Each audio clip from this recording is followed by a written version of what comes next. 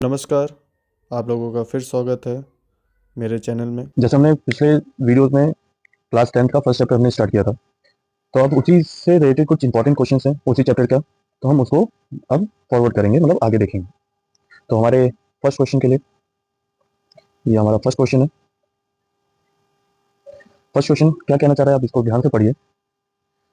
जो अभी तक पिछले वीडियोस में हमने कॉन्सेप्ट सीखा था, वही कॉन्सेप्ट इसमें लगेगा। और आपने वो नहीं देखा है तो आप जाके फर्स्ट फर्स्ट ऑफ ऑल आप वो वीडियो देखिए, फिर आप इस वीडियो पे आइएगा, क्योंकि बेसिक क्लियर होगा तभी आप क्वेश्चन कर पाएंगे। तो क्या कहना चाह रहा है यहाँ पर क्वेश्चन क्या है? LCM of two number is 56 time their HCF. HCF का 56 टाइम एलसीएम है, okay, with the sum of their HCF and LCM being 1710। HCF और एलसीएम का सम भी दे दिया है। If one of the two number is 240, उन दोनों के नंबर्स का सम भी दे दिया 240, उसमें से एक नंबर क्या है? 240 है, sorry. Then find the another number, other number निकालना है। तो इसमें क्या कहा है कि एलसीएम दिया हुआ है, एलसीएम क्या है? 56 टाइम ज्यादा है किसका? एचसीएफ का। तो हम यहाँ क्या कर सकते हैं, हम यहाँ पर क्वेश्चन लिख सकते हैं। क्या क्या है? एचसीएफ मान लीजिए, हमने एचसीएफ मान लिया एक्स, ठीक है। एचसीएफ क्या मान लिया हमने? एक्स। तो एलसीएम क्या हो जाएगा?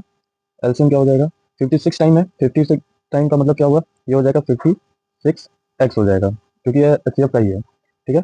और इन दोनों का सम मीन्स एलसीएम प्लस इन दोनों का सम क्या है? 1710 है। तो एलसीएम क्या है? एक्स, सॉरी, एचसीएफ क्या है हमारा? एक्स, एंड एलसीएम क्या है हमारा?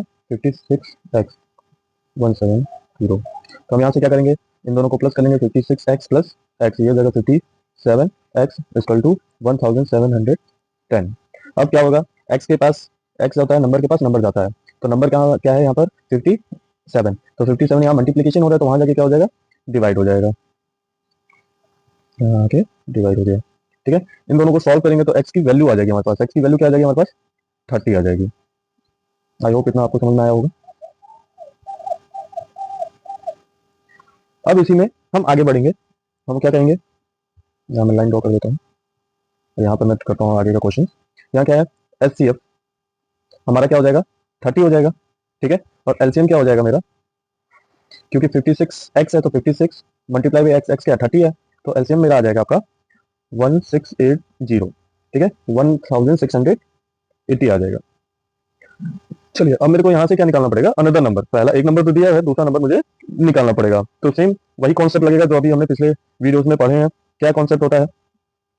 H C F multiply by L C M equal to A multiply by B.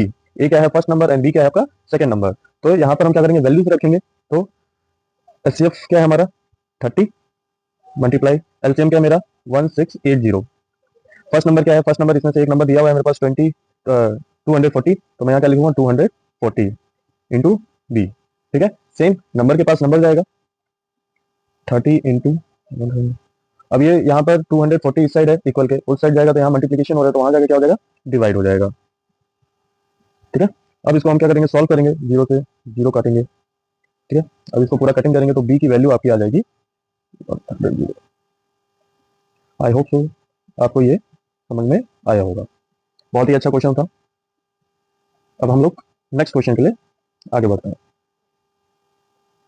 यहाँ एक क्वेश्चन देखिए, क्या कहना चाह रहा है क्वेश्चन, ध्यान से पढ़िए आप लोग। इसका आंसर आप कमेंट में दीजिएगा। क्या कहना चाह रहा है? The LCM of two number is 64 and B is 160। Means LCM है दो नंबरों का। दो नंबर क्या है मेरे पास? एक नंबर है मेरे पास 64 और दूसरा नंबर क्या है? बी है। और इन दोनों का एलसीएम क्या है? 160। और उन्हीं दोनों का एचसीएफ क्या है? 69 है। तो हमें क्या करना है? बी। तो अभी जो हमने कॉन्सेप्ट पढ़ा, अभी मैंने पिछले वीडियो में और पिछले क्वेश्चन में भी वो मैंने बताया, तो सेम वही फॉर्मूला रखना है। क्या रखना है? ये रिलेशन बिटवीन है, ठीक है, तो उसी को रख लेना है। तो ये हमारे पास फॉर्मूला है, इस पे वैल्यू रखनी है और सॉल्व कर देना है। तो मैंने कहा कि LCM of two number 64 and B is 106। तो मतलब एलसीएम एलसीएम मेरा क्या है? 106 है, और उसी का क्या है? एचसीएफ क्या है मेरा? 16 है, ठीक है। और यहाँ देखिए नंबर्स भी दिए हुए हैं, तो एक दिया है 64 और एक दिया है बी, तो मैं ए की जगह क्या लिख दूंगा? 64, और बी की जगह बी ही रखूंगा, क्योंकि उसको मेरे को निकालना है। तो सेम कॉन्सेप्ट, नंबर के पास नंबर जाएगा, यहाँ ये मल्टीप्लाई हो रहा है 64, तो वहां जाके क्या हो जाएगा? डिवाइड हो जाएगा। अब इसको सॉल्व करिए आप लोग। इसको सॉल्व करेंगे तो बी की वैल्यू निकल आएगी। बी की वैल्यू क्या है? बी की वैल्यू क्या है? 40। समझ में आया आप लोग को? हम लोग आगे बढ़ते हैं, नोट डाउन कर लीजिएगा इसको। नेक्स्ट क्वेश्चन क्या कहना चाह रहे हैं, यहाँ ध्यान दीजिए। क्या कह रहा है? The HCF and LCM two numbers are 24 and 168 and the number are in ratio 1:7। Find the greater of two numbers. अब देखिए, इसमें एलसीएम और एचसीएफ दिया गया है। इस क्वेश्चन में क्या दिया गया है? एलसीएम और एचसीएफ दिया गया है। एचसीएफ कितना है? 24 और एलसीएम कितना है आपका? 168। ठीक है, और जो नंबर्स हैं वो नंबर्स किस फॉर्म में है? रेशियो के फॉर्म में है। ठीक है, जो नंबर्स हैं वो हमारे क्या है? रेशियो के फॉर्म में है। तो हमें यहाँ घबराना नहीं है कि रेशियो के फॉर्म में है तो ये कुछ अलग होती है ना। सेम जो अभी हमने पीछे सॉल्व किया, सेम उसी लॉजिक पे इधर भी सॉल्व करना है।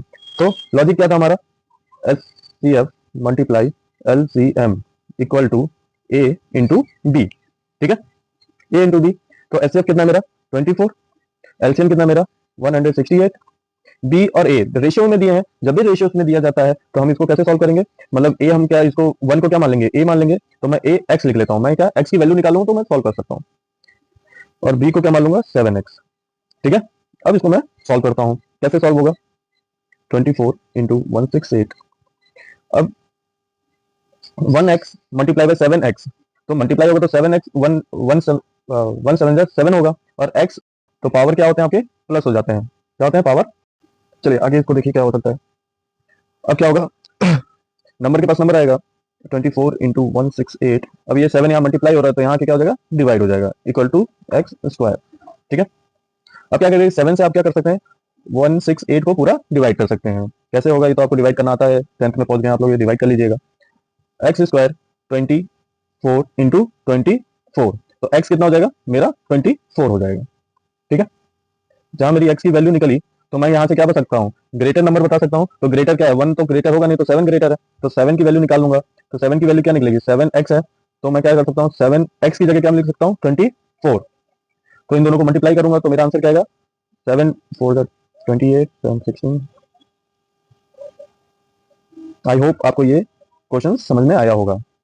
ये क्वेश्चंस में एलसीएम और एचसीएफ दिया गया था और जो नंबर्स दिए थे वो रेशियो फॉर्म में दिए गए थे। ठीक है, चलिए हम लोग नेक्स्ट क्वेश्चन पढ़ते हैं।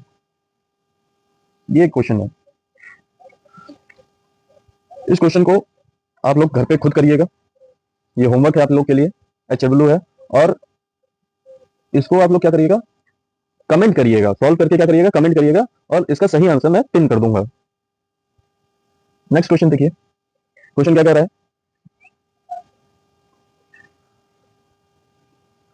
The sum of two number is 288 and their LCM is 16। दो नंबरों का सम 288 है और उसका एचसीएफ क्या है? 16 है। तो हमें यह बताना कि हाउ मेनी पेयर, कितने पेयर्स फॉर्म होंगे, कितने पेयर्स इसमें बन सकते हैं।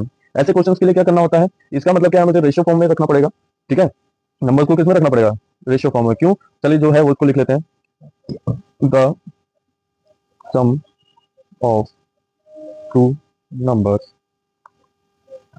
इज 288 एंड देयर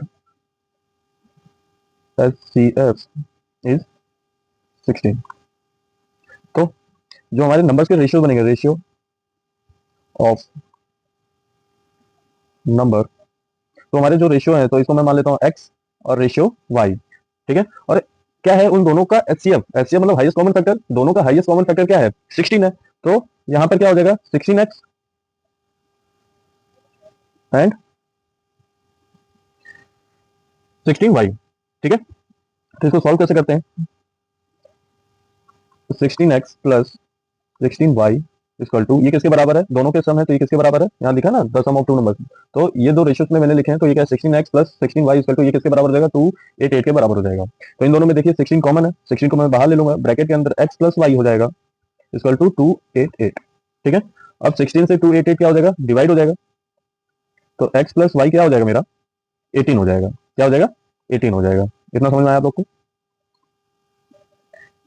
तो इसका मतलब क्या है? दो सम है, एक्स और वाई क्या है मेरे? 18 के बराबर है। तो इससे क्या होगा? मेरा पेयर पेयर बन जाएंगे। पेयर कैसे बनेंगे?